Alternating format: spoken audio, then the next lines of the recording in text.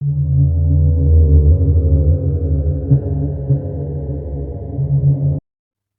Everyone, I am Rajesh Tarun from SPMC Bikaner. So last lecture में अपन ने पढ़ा था कॉम्पिटेटिव इनिबिशन के बारे में, ठीक है ना। तो इस लेक्चर में पढ़ेंगे अपन non competitive inhibition. Competitive inhibition में अपन ने क्या देखा था कि जो इनिबिटर होता है ना, वो क्या करता है, सबस्ट्रेट से सिमिलरिटी शो करता है, ठीक है ना। स्ट्रक्चर में सिमिलर होता है, तो वो दोनों क्या करते हैं, इनिबिटर और सबस्ट्रेट क्या करते हैं कि एंजाइम की एक्टिव साइट होती है ना, वहाँ पे बाइंड करने के लिए कॉम्पिटिशन करते हैं, ठीक है ना। जबकि नॉन कॉम्पिटेटिव इनिबिशन में क्या होता है कि जो इनिबिटर होता है वो सबस्ट्रेट से कोई सिमिलरिटी शो नहीं करता, ठीक है ना। और दूसरी चीज़ क्या है कि जो कॉम्पिटेटिव इनिबिटर में तो इनिबिटर जाके एंजाइम की एक्टिव साइट पे बाइंड हो रहा था, बट इसमें क्या होता है कि वो जाके एंजाइम की एक्टिव साइट पे बाइंड नहीं होता। वो दूसरी साइट होती है, उनको बोलते हैं एलोस्टेरिक साइट है, तो वहाँ पे जाके बाइंड होता है और फिर जाके एंजाइम का इनिबिशन करवाता है, ठीक है ना। तो ये देखो पहले डायग्राम में, तो ये क्या है, ये कॉम्पिटेटिव इनिबिशन का डायग्राम है। इसमें क्या है कि जो ये इनिबिटर है ना, वो जाके एंजाइम की एक्टिव साइट पे बाइंड हो रहा है, ठीक है ना। और ये सबस्ट्रेट यहाँ पे वेट कर रहा है, वो देख रहा है कि मैं कहाँ पे बाइंड हूँ। तो इसने क्या किया, इनिबिटर ने एंजाइम की एक्टिव साइट को बुक कर लिया, तो यहाँ पे सबस्ट्रेट बाइंड नहीं हो पाएगा, ठीक है ना। ये क्या है, दूसरा है कि नॉन कॉम्पिटिटिव इनिबिशन में क्या होता है कि ये जो इनिबिटर था वो यहाँ पे आके बाइंड हो रहा है, ये एक्टिव साइट नहीं है, एक्टिव साइट तो ये है, ठीक है ना। एक्टिव साइट पे बाइंड नहीं होता ये, एक्टिव साइट के अलावा दूसरी साइट होती है, उनको बोलते हैं एलोस्टेटिक साइट, वहाँ पे होके बाइंड होता है। बट यहाँ पे बाइंड होके ये क्या करता है, ये एंजाइम की एक्टिव साइट की शेप ही चेंज कर देता है, ठीक है ना। तो यहाँ पे सबसेट आएगा, वो देखेगा कि मैं तो यहाँ पे बाइंड ही नहीं हो पा रहा, तो वो बाइंड नहीं हो पाएगा, ठीक है ना। और इस तरीके से ये इनिबिशन कराएगा, ठीक है ना। तो यहाँ पे भी यही लिखा हुआ है, देखते हैं कि इसमें जो इनिबिटर है, नॉन कॉम्पिटिटिव इनिबिशन में क्या होता है कि वो एंजाइम की एक्टिव साइट पे बाइंड नहीं होता, other than the active site bind होता है, ठीक है ना। और फिर क्या करता है, एंजाइम की एक्टिव साइट को चेंज कर देता है और फिर एंजाइम के फंक्शन को इम्पेयर करता है। दूसरा है non competitive inhibitor. Inhibitor have the no structural analogue, कि वो सबस्ट्रेट से कोई सिमिलरिटी शो नहीं करते, ठीक है ना। It means inhibitor can't interfere the enzyme substrate binding. तो ये क्या करता है कि ये इनिबिटर एंजाइम सबस्ट्रेट की बाइंडिंग को इंटरफेयर नहीं कर रहा, ठीक है ना। इससे सबस्ट्रेट से कोई कंपटीशन नहीं कर रहा, ये अपना आके चुपचाप से यहाँ पे बाइंड हो जाता है और फिर यहाँ पे बाइंड होके अपना खेल खेलता है, ठीक है ना। ये क्या करता है, फिर इसकी चेंज कर देता है स्ट्रक्चर में। ये तो बोलता है मैंने तो कुछ किया ही नहीं, देखो मैं तो साइड में बाइंड हो रखा हूँ, ठीक है ना। तो ये क्या करता है, एंजाइम सबस्ट्रेट के बाइंडिंग को कंपटीशन नहीं करता, बट ये उसकी शेप में चेंज कर देता है, तो वो सबस्ट्रेट वहाँ पे बाइंड ही नहीं होता। तो इस तरीके से ये क्या करता है, कैटालिटिक एक्टिविटी को अफेक्ट करता है एंजाइम की।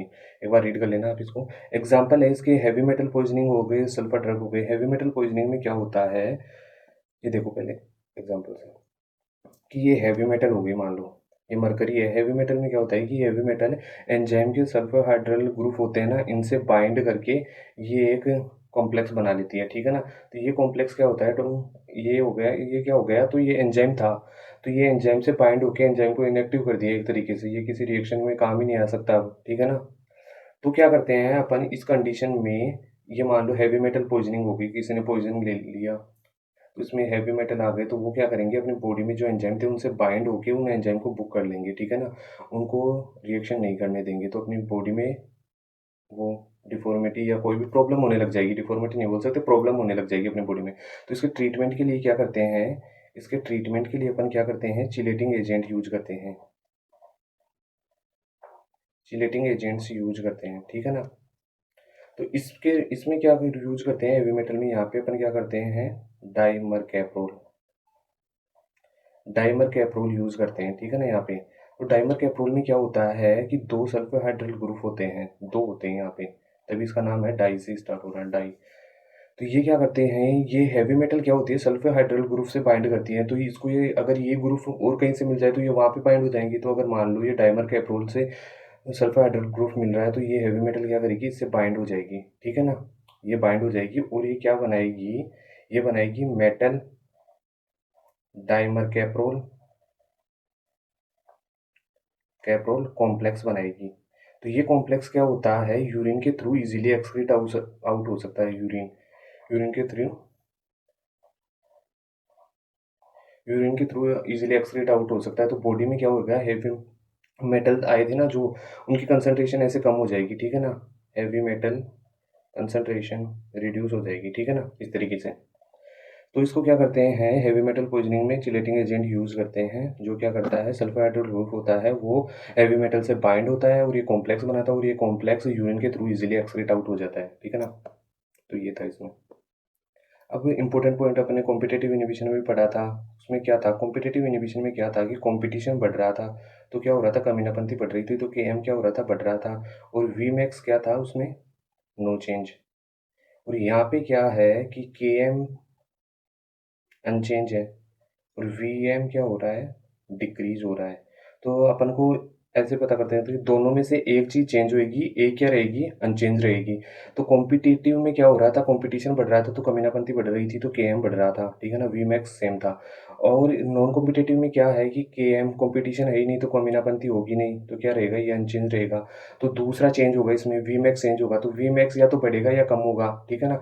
तो बढ़ेगा तो है नहीं, क्यों, क्योंकि यहाँ अपन इनहिबिशन पढ़ रहे हैं, ये बेसिक सी चीज़ है कि इनहिबिशन पढ़ रहे हैं तो कोई भी इनहिबिटर होएगा वो एंजाइम की वेलोसिटी को क्या करेगा, रेट ऑफ रिएक्शन को क्या करेगा, कम करेगा, तो इसमें क्या होएगा, ये कम हो जाएगा, ठीक है ना। तो ये याद रखना, ये दो छोटी सी चीज़ें, इनकी हेल्प से अपन ग्राफ बनाते हैं। तो ये ग्राफ देखो, ग्राफ में क्या है कि ये दो पार्ट हैं, ए बी सी, तीन पार्ट हो गए इस ग्राफ में, ये नॉर्मली अपन पढ़ते ही हैं। तो इसमें अपन को पता है इसमें क्या होएगा, Km वैल्यू अनचेंज रहेगी और Vmax क्या होएगा, डिक्रीज होएगा, ठीक है ना। तो डिक्रीज होएगा Vmax, तो ग्राफ क्या होएगा, नीचे की तरफ शिफ्ट होएगा, ठीक है ना।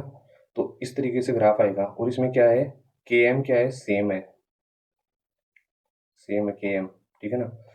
अगर अब देखते हैं लाइन व्यूअर बर्क प्लॉट में, इसमें क्या होता है, ये अपन ने पढ़ी थी, ये नॉर्मल ग्राफ है, अपन ने देखी थी पहले से भी। और ये एम है, ये क्या बताता है, इसके स्लोप को बताता है। तो स्लोप क्या होता है, Km अपॉन वी मैक्स है। ये अपन ने कहाँ से पढ़ा था, ये अपन ने इक्वेशन देखी, वो फॉर्मूला देखा था, मैंने बोला भी था याद कर लेना, ठीक है ना। तो इसको याद ही रख लो, इस फॉर्मूले को, upon S plus one upon V max, ये आता है, ठीक है ना। तो ये किस इक्वेशन से आती है, ये ग्राफ है y equals to m x plus c, इससे आती है ये ग्राफ, जो अपन ने पहले देखा था। तो अपन इसमें देखते हैं कि के एम तो क्या है, इसमें अनचेंज है, तो वी मैक्स क्या हो रहा है, ये कम हो रहा है, ठीक है ना।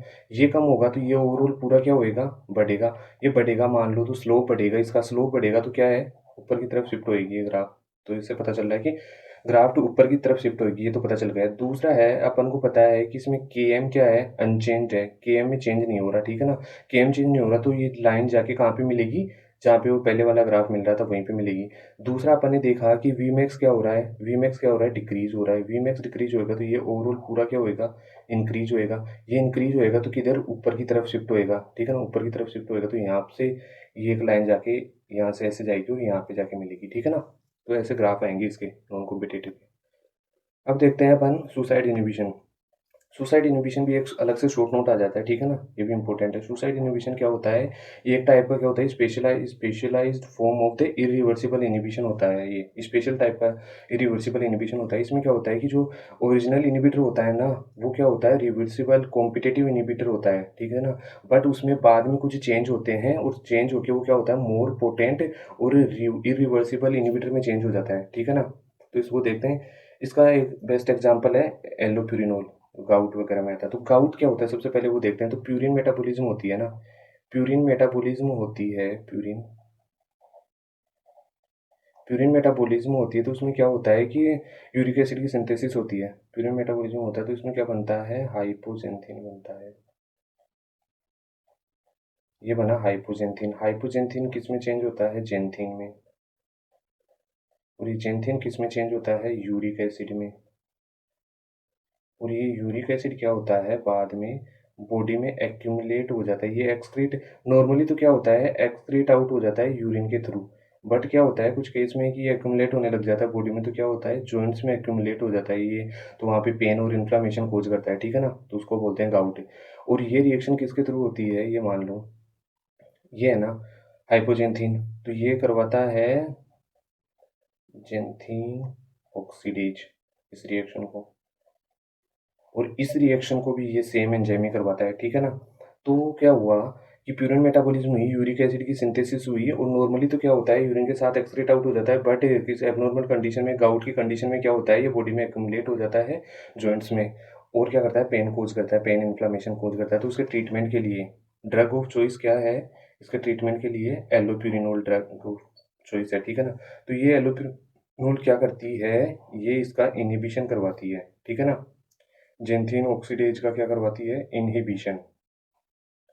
अगर जेंथिन ऑक्सीडेज इनहिबिट हो जाएगा तो ये स्टेप आगे होंगे ही नहीं, ठीक है ना।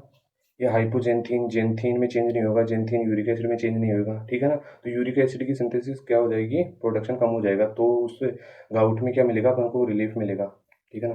तो ये होता है। अब देखते हैं सुसाइड इनहिबिशन में और क्या होता है कि ये अपन ने बोला कि एलोपिरिनोल है, तो ये क्या होता है, रिवर्सिबल इनहिबिटर होता है जेंथिन ऑक्सीडेज का, ठीक है ना। बट एलोपिरिनोल में क्या होते हैं, सम चेंजेज, कुछ चेंज होते हैं, और ये क्या होता है, एलोजेंथिन में चेंज होता है।